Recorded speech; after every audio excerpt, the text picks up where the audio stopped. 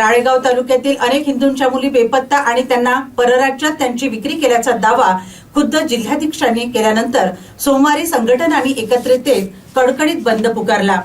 दरम्यान यावेळी संतप्त जमावाने टायर पेटवून आरोपींवर कठोर शिक्षा करण्याची मागणी केली। राळेगाव तालुक्यात गेल्या 6 महिन्यात 34 मुली बेपत्ता झाल्या आहेत। यामागे मानवी तस्करीचे मोठे रॅकेट असल्याचा गंभीर आरोप भाजपचे जिल्हाध्यक्ष अॅडव्होकेट प्रफुल्ल चव्हाण यांनी केलाय। या प्रकरणाचे पडसाद सोमवारी शहरात उमटले असून विविध हिंदुत्ववादी संघटनांनी शहरात कडकडीत बंद पुकारला। या बंद दरम्यान आंदोलकांनी रस्त्यावर टायर पेटवून तीव्र निषेध व्यक्त केला। यावेळी पोलिसांनी शहरात मोठा फौजफाटा तैनात केल्याने राळेगावला छावणीचे स्वरूप प्राप्त झाले होते।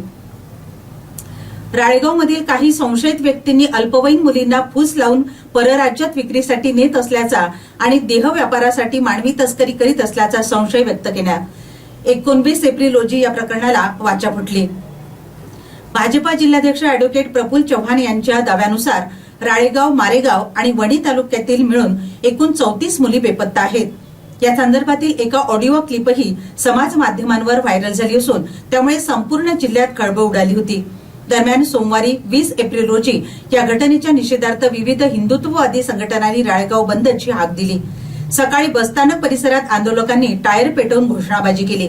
दरम्यान संतप्त जमावाने एका संशयिताच्या घरावर दगडफेक केल्याची घटना घडल्याने परिसरात तणाव निर्माण झाला होता।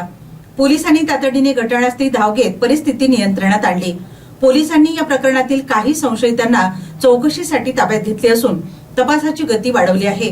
मानवी तस्करीच्या मुळापर्यंत पोहोचण्यासाठी विविध पथके तयार करण्यात आली आहे। तालुक्यातून मुली बेपत्ता होणे ही गंभीर बाब आहे। पोलिसांनी संशयितांना ताब्यात घेतले असून गुन्हा नोंदविण्याची प्रक्रिया सुरू आहे। या प्रकरणात कोणतीही ढिलाई केली जाणार नाही। बेपत्ता मुलींचा शोध लावणे आणि तस्करीतील दोषींना कठोर शासन करणे हे प्रशासनाचे प्राधान्य आहे, अशी प्रतिक्रिया आदिवासी विकास मंत्री प्राध्यापक डॉक्टर अशोक उईके यांनी दिली। याची जर माहिती आम्हाला जर असती तर आम्ही असं करूच नाही दिलं असतं। हे काहीच माहीत नाही आम्हाला काय का नाही म्हणून। ह्या नंतर हा प्रश्न झाल्यानंतर, ह्या घटना घडल्यानंतर मग माहिती पडलं आम्हाला। काही असं होऊ शकते, काही नाही असं होऊ शकते।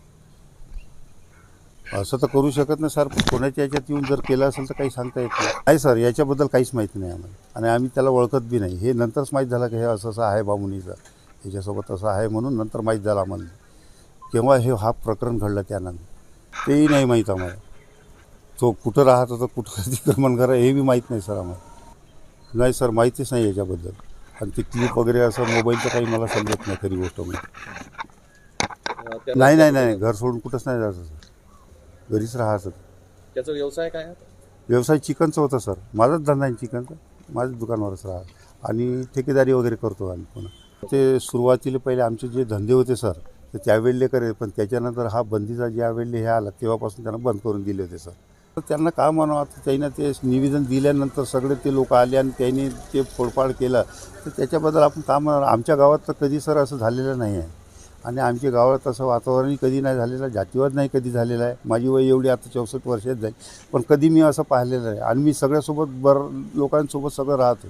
जातीभेद असं काही मी हे करत नाही आमच्या इथं कधी, आणि असं कधी घडलंही नाही का जातीभेद आमच्या गावात कधी झालं म्हणून। आता त्यांनी तपास करून पाहाल, त्याच्याबद्दल आपण कसं म्हणणार असं, त्यांच्यात आहे तो तपास।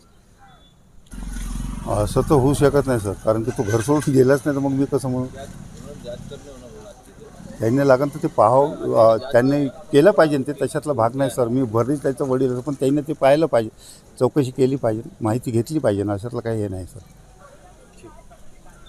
काय नाव तुमचं? शरीफ खान कुरेशी।